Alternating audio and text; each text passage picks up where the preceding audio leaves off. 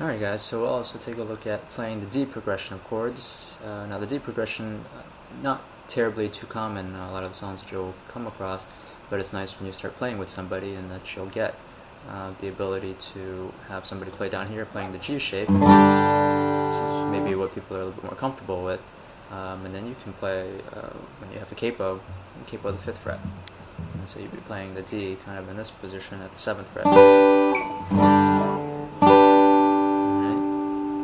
Anyhow, we'll show you the chords down here. And so remember D. I'm playing D kind of with the D major, just like how everybody learns. Right? But the way that I sometimes play this, in the D progression of chord, you have D, then you also have G, then you have A. And the minor chord that you have in there, minor third, is going to be your B minor. So it is a bar chord, but we'll play it a different way, kind of what I like to call the cheating way, just to give yourself a little bit more flexibility, and again, so that the chords share a few more notes rather than completely changing the complexion or the sound of how the music's kind of flowing. Alright, so with D, again, we're playing it like that. So G, you could play it like this, that's fine, just the way that you kind of learned it, alright?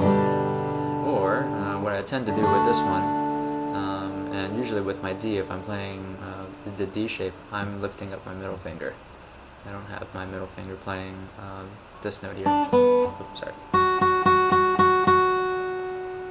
So I'm just playing no middle finger.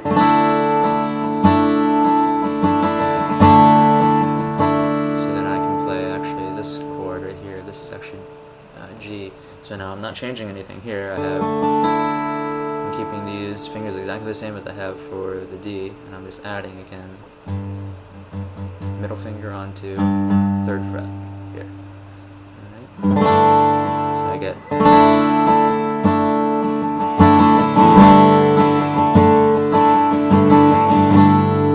alright. And A, the way that I'm going to play A, again, as little movement as I can, not moving the other fingers. The only one I'm moving is going to be my middle finger here. I'm bringing this from here, the G bass note, down to the 2nd fret of the D string here. Alright, so that we get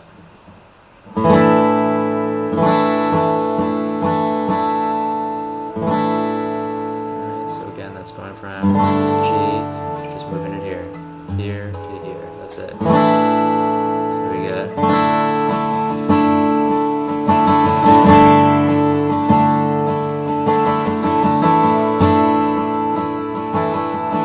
so now you can see why I left this note open, because while G doesn't really use the note at the bottom, and A certainly doesn't.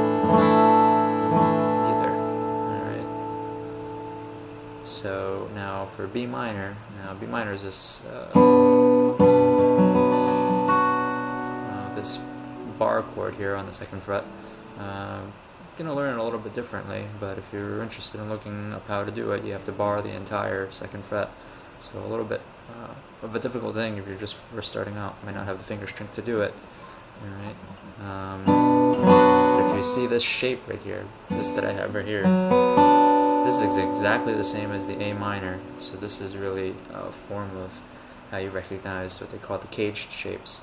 All chords are kind of built off of the same few shapes that we learned down here.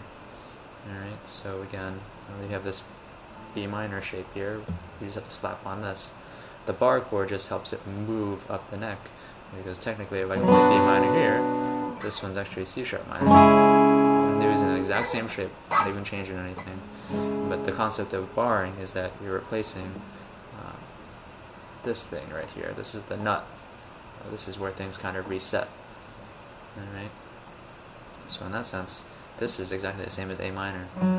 If I move it down here, see, if I were to bar, hand would be hitting this part of the guitar, but since there's nothing for me to push down, it's just this, for A minor. I'm just moving this mess up here. B minor. Long-winded to say, but again, how I play B minor when I'm playing this progression is D, G, A, and again, when we're at A here, I'm not moving my ring finger, I'm not moving my pointer finger, I'm just moving my middle finger. My middle finger is going to go from here up one string to the A. So I get this sound.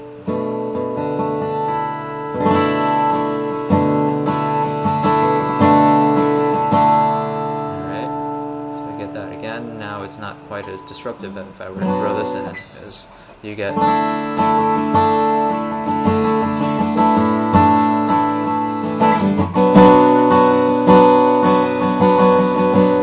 which is not quite as nice as...